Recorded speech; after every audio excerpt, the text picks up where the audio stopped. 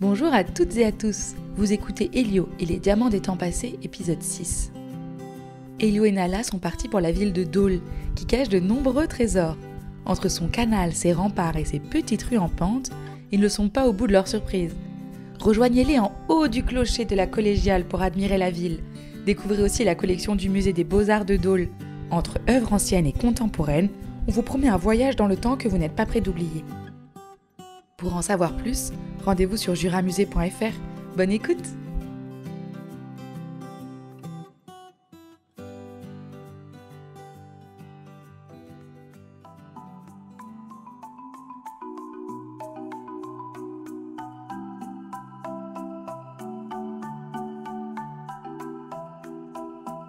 Six trésors scintillent au fond d'une petite boîte.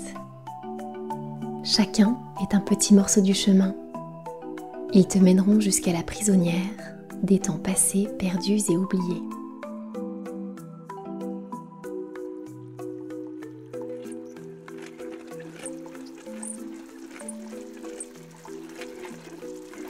Nom d'un salagnon, mais on est en train de cuire ici. Souffle Séraphin.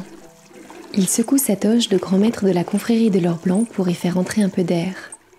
Mais il fait presque 50 degrés près de la grande poêle à sel. L'air est humide dans la saline. Les sauniers raclent le fond des poêles et le bruit de leurs outils résonne sous la voûte de l'usine. Elio sait qu'il est revenu quelque part dans les années 1920 avec ses amis, quand l'usine à sel fonctionnait à plein régime. Le message inscrit au fond de la grande poêle tourbillonne dans sa tête. Je garde précieusement les mémoires de ceux et celles qui savent manier le pinceau ou le marteau. Je suis un temple pour l'imagination, un écrin pour les souvenirs, et un refuge pour ceux et celles que le temps a ensevelis. Séraphin! Crie Elio pour couvrir le bruit de l'usine autour de lui. À ton avis, qu'est-ce qui pourrait garder les mémoires de ceux et celles qui savent manier le pinceau et le marteau? Le pinceau et le marteau, Reprend Séraphin en levant un sourcil. comme des peintres ou des sculpteurs. Mais oui, S'écrie Nala. des peintres et des sculpteurs. C'est d'un musée dont parle le message. Aussitôt, tout se met à frémir autour d'eux comme l'eau de la source salée dans la grande poêle. Les murs, le sol, la roue en bois semblent se renverser. Elio s'accroche à la toche de Séraphin qui flotte à côté de lui. Et puis, tout redevient paisible, comme le mouvement de la roue qui tourne inlassablement devant leurs yeux. Les sauniers se sont envolés, Bon, eh bien nous voilà de retour. observe Chloé. Elle se tourne vers Séraphin qui regarde autour de lui, l'air un peu déçu. Vous devez vous demander ce qu'il s'est passé, j'imagine. Séraphin secoue la tête. Je n'en ai aucune idée, mais j'ai toujours su au fond de moi que cet endroit était magique. Ce n'est pas vraiment la saline qui est magique. En fait, on a trouvé une layette avec 6 pierres précieuses à l'intérieur. Et chacun des diamants a le pouvoir de nous faire remonter dans le temps. Explique Nala. On a déjà visité plein d'époques, comme celle des dinosaures ou des moines du XIIIe siècle. Mais si on fait tout ça, c'est pour aider quelqu'un. On ne sait pas vraiment qui. Elle se présente comme la prisonnière des temps passés. En ramenant chaque pierre précieuse à des endroits précis, on espère la délivrer. Le regard de Séraphin s'allume. En voilà une histoire incroyable. Et maintenant, il faut qu'on trouve un musée. Eh bien, vous tombez bien, il se trouve que je suis très amie avec la conservatrice du musée de Dole. Il est un peu moins d'une heure d'ici. Je vais vous emmener. Elio, Nala et Chloé se regardent en souriant. Voilà que le grand maître de la confrérie de l'or blanc est lui aussi embarqué dans leur aventure. Tous les quatre sortent de la grande saline. Le soleil est couché depuis longtemps et les grandes cheminées de l'usine ont disparu dans l'obscurité. On ferait bien d'appeler nos parents pour les prévenir qu'on ne sera pas de retour tout de suite si on va au musée. Oui, bonne idée. Et moi, je vais appeler Huguette, la conservatrice, pour lui dire qu'on arrive. Sourit Séraphin d'un air malicieux. Il sort son téléphone et le plaque à son oreille. Huguette, ma petite chouette, c'est Séraphin, ton grand poussin. J'ai avec moi 3 oiseaux. qui aurait besoin de visiter le musée. Est-ce que tu pourrais nous faire rentrer en douce ce soir ?» demande-t-il d'une voix guillerette. Et le voilà qui raccroche, un grand sourire aux lèvres. « C'est parti. Et direction Dole, les amis. Huguette nous attend. » s'exclame-t-il en s'engouffrant dans la petite voiture vert pomme de Chloé. Elio et Nala profitent du trajet pour prévenir leurs parents. La lune éclaire les montagnes et les champs d'une lumière d'opale. Elio tient la layette contre lui. Il ne reste plus que 2 petites pierres à l'intérieur. 2 petites portes pour s'échapper dans le passé. Pense-t-il en regardant la ville qui se rapproche. Le clocher de la collégiale se dessine sous les étoiles. Chloé s'engouffre dans de petites rues bordées de canaux et arrête la voiture devant un bâtiment à la façade sculptée bordé d'un imposant balcon. Les 4 descendent de la voiture et Séraphin réajuste coquettement sa grande toge rouge et or. Une petite femme les attend devant l'entrée. Bien le bonsoir, visiteur nocturne. Je suis Huguette, la conservatrice du musée. S'écrie-t-elle d'une voix un peu pincée. Puis, elle saute dans les bras de Séraphin et dépose 2 bisous sonores sur ses joues. Tu as fait ton grand mystérieux au téléphone. Explique-moi donc ce que vous faites ici à cette heure. Séraphin se racle la gorge d'un air un peu gêné.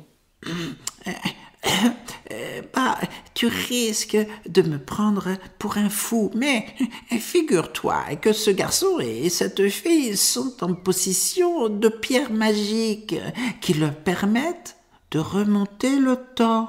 À ces mots, Huguette éclate d'un rire suraigu. Bien sûr. Et moi je danse avec les statues du musée toutes les nuits.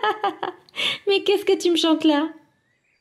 Mais je suis très sérieux, Huguette. Tu verras bien par toi-même si tu nous laisses entrer.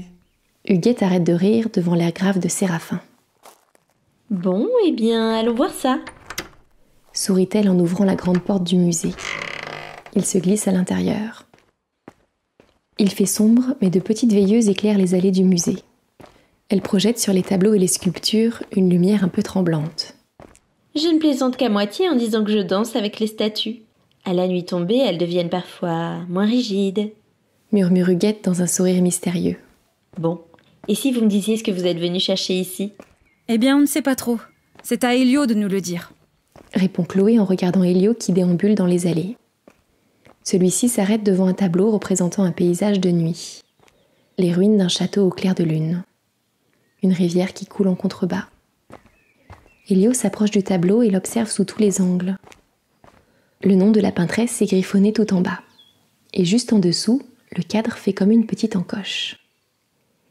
Elio passe délicatement son doigt sur l'encoche et aussitôt, un murmure emplit ses oreilles. Prisonnière des temps passés, perdue, oubliée. C'est là! Souffle Elio. Un des 2 diamants doit rentrer dans cette encoche.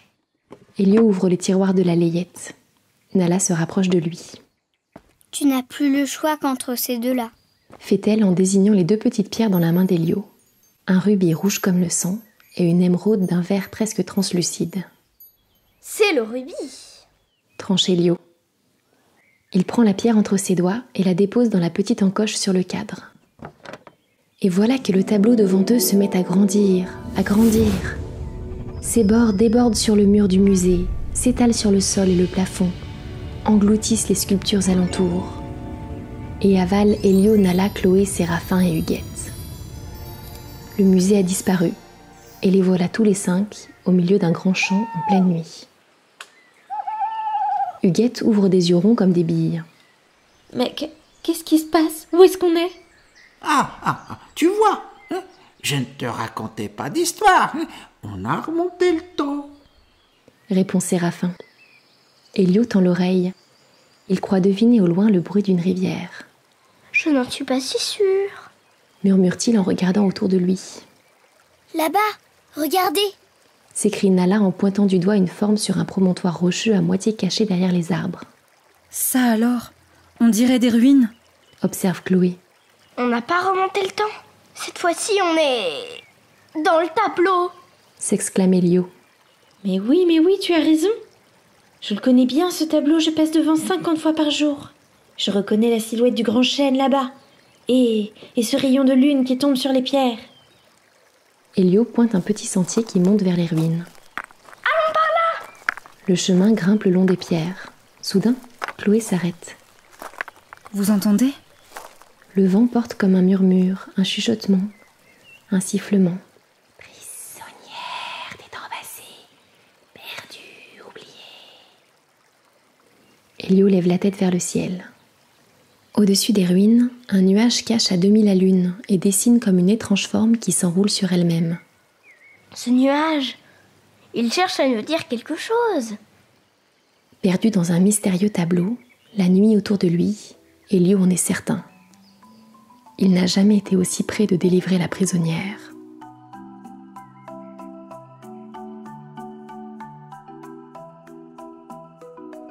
Elio, Nala et Chloé ont atterri dans un tableau grâce au pouvoir de la 5e pierre. Séraphin et Huguette se retrouvent aussi embarqués dans l'aventure. Ensemble, ils doivent maintenant décoder la mystérieuse forme d'un des nuages du tableau. Peut-être pourras-tu les aider ? Je vais te décrire cette forme et à toi de deviner de quoi il s'agit. Comme un ruban qui s'enroule sur lui-même, ses écailles scintillent comme 1000 diamants. Une langue fourchue semble pointer sous la lune et 2 pupilles verticales scrutent les étoiles. Si tu as une idée, écris vite ta réponse en commentaire. À bientôt pour la suite de l'aventure.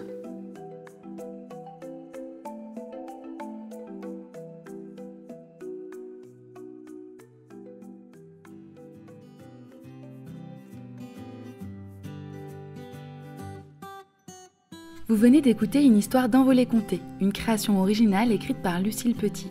Pour nous soutenir, mettez-nous 5 étoiles sur Apple Podcast et retrouvez-nous sur Instagram à @envoléconté.